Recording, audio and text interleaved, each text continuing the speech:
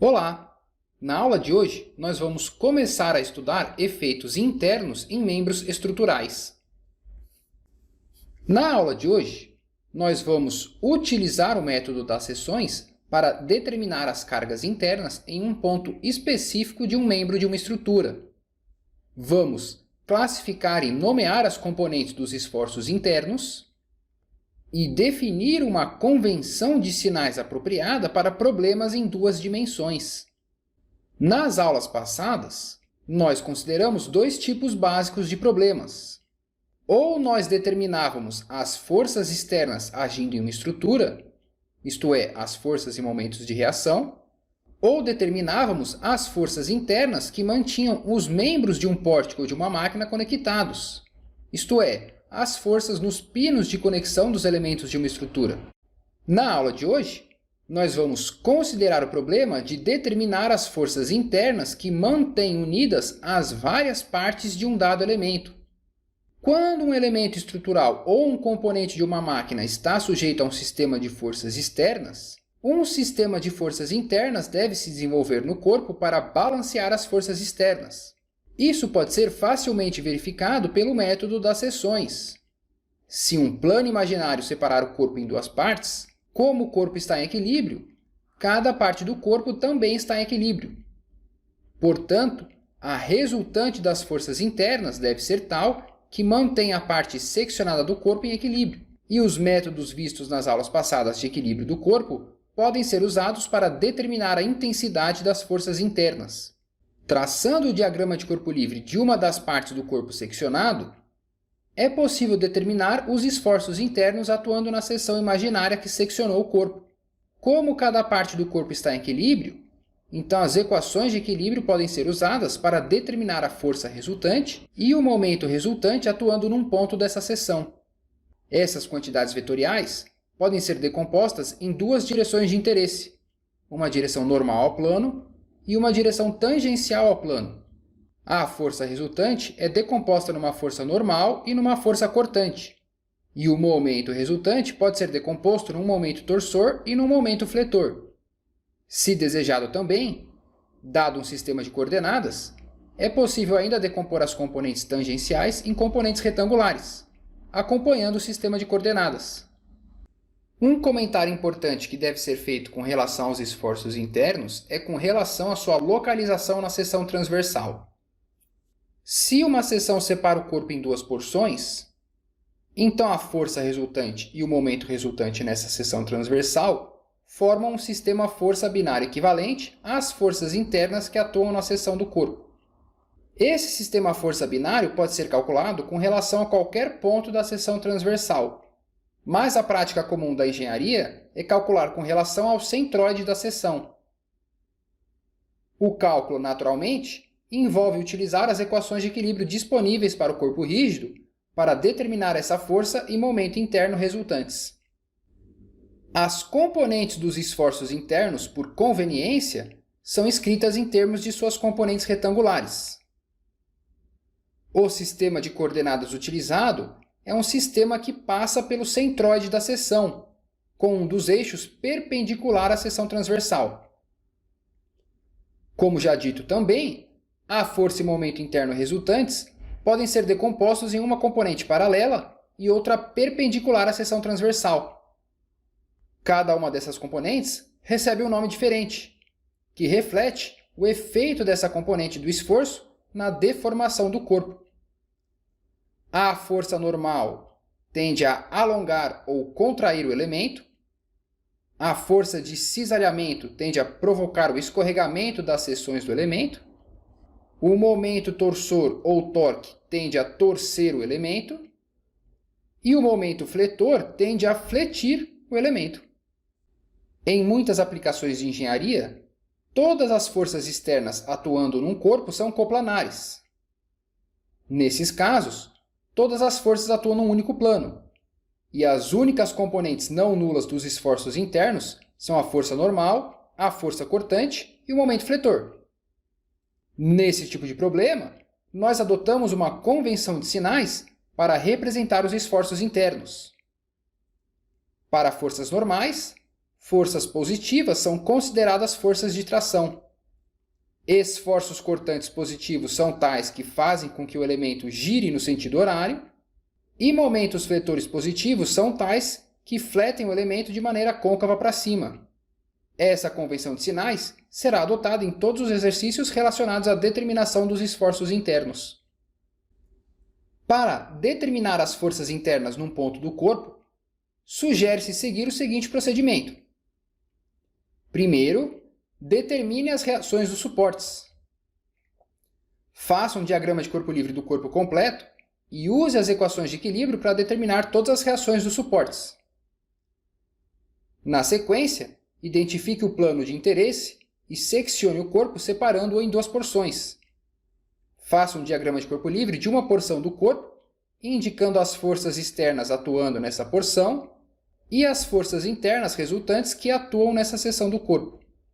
Finalmente, utilize as equações de equilíbrio para determinar a intensidade desses esforços internos. Para praticar, vamos fazer alguns exercícios que devem esclarecer quais são os esforços internos atuando numa seção arbitrária de um elemento estrutural. Nesse primeiro exercício, o enunciado pede para determinar os esforços internos atuando na seção 1 da viga, e o exercício pede também para determinar esses esforços internos de duas maneiras. As duas maneiras são seccionar o corpo e analisar a porção à esquerda da seção e à direita da seção. Veja que, ao seccionar o corpo, vão aparecer as forças internas, mas para qualquer um dos segmentos que eu for observar, vou ter as reações do pino em A ou da força de tração nesse cabo em B. Então, o primeiro passo, normalmente num problema desse tipo, envolve determinar as reações do problema. Para determinar essas reações, eu começo fazendo um diagrama de corpo livre da estrutura inteira. Então, aqui eu tenho a minha viga AB, um apoio por pino em A, então as reações AX e AY, e aqui a minha força de tração na corda em B, então a minha força T de tração. Essa viga está sujeita a esse carregamento uniformemente distribuído, então a intensidade é 800 N por metro vezes a base 3, 2.400 newtons, e a localização do estático equivalente no meio do retângulo, então 1,5 metro aqui do início do carregamento. Desse diagrama de corpo livre, um somatório de momentos em relação a A me fornece a força de tração T. Conhecidos T, um somatório de forças em X me fornece a X, um somatório de forças em Y me fornece a Y. Portanto, essas são as reações na viga, AX, AY e T. Determinadas essas reações, agora eu vou seccionar a minha viga. Então, eu vou fazer um diagrama de corpo livre para esse segmento à esquerda ou para esse segmento à direita da minha seção. Portanto, eu vou representar aqui a minha porção à esquerda e à direita da seção onde eu seccionei o corpo. Veja que a seção cortou meu carregamento distribuído. Então, aqui eu vou representar o estático equivalente só da porção do carregamento ao longo desse comprimento de 2 metros. Então, aqui tem o resto do carregamento distribuído e o seu estático equivalente. Essas reações eu conheço, e aqui eu vou representar os esforços internos de acordo com a minha convenção de sinais. Força normal positiva para fora, força cortante fazendo o segmento girar no sentido horário, e o momento fletor fazendo meu segmento fletir de maneira côncava para cima. Claro que por ação e reação esses esforços são os mesmos no outro diagrama de corpo livre nos sentidos contrários. Veja que essa convenção de sinais se repete aqui.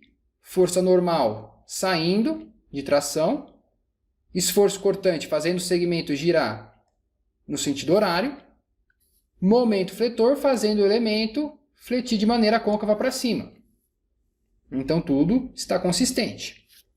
O que o exercício pede é para determinar esses esforços internos de duas maneiras. Então, analisando o equilíbrio desse corpo ou desse corpo. Para esse corpo, somatório de forças em x igual a zero, eu conheço a x, calculo a força normal. Somatório de forças em y igual a zero, conheço a y, calculo a força cortante. Somatório de momentos em relação a C, conheço essas reações, eu tiro o momento fletor. Vai me dar isso aqui. Veja que o esforço cortante e o momento fletor são positivos, então eles atuam nos sentidos indicados, mas a força normal deu negativo. Então essa força normal, na verdade, está entrando na seção, é uma força de compressão. O segundo método é calcular esses mesmos esforços para esse corpo. De novo, um somatório de forças em x, conheço a força de tração T, tiro a força normal. Somatório de forças em y, calculo o esforço cortante. Somatório de momentos em relação a C, calculo o momento fletor. É isso que está escrito aqui, e obviamente os resultados são os mesmos. Note também que quando eu secciono meu corpo, eu revelo aqui os esforços internos e aqui os mesmos esforços internos nos sentidos contrários, ação e reação. O equilíbrio geral do sistema não é afetado pelas forças internas. Se eu somar todas as equações de equilíbrio de forças e momentos, essas forças internas se cancelam, sobra só o equilíbrio da estrutura completa, que é como deve ser. Se a estrutura completa está em equilíbrio, cada parte da estrutura também está em equilíbrio. Esse segundo exercício pede para determinar os esforços internos na seção 1 desse elemento estrutural, composto de dois arcos circulares conectados por um pino em B. Esse exercício, portanto, pede os esforços internos atuando nessa seção do meu elemento estrutural. O primeiro passo sempre vai ser determinar as reações do sistema. Então, eu começo fazendo um diagrama de corpo livre da minha estrutura completa. Veja que aqui eu tenho dois elementos conectados por um pino em B. Em A eu tenho um apoio por pino, então as reações vão ser um AX e um AY. Em C eu também tenho um apoio por pino, mas note que eu não tenho nenhuma força agindo ao longo de BC. Como o exercício falou para desprezar o peso dos elementos, então esse elemento BC é um elemento de duas forças. Portanto, a força de reação em C atua ao longo dessa linha BC. Então essa reação em C eu vou chamar de RC e a direção dessa força eu conheço.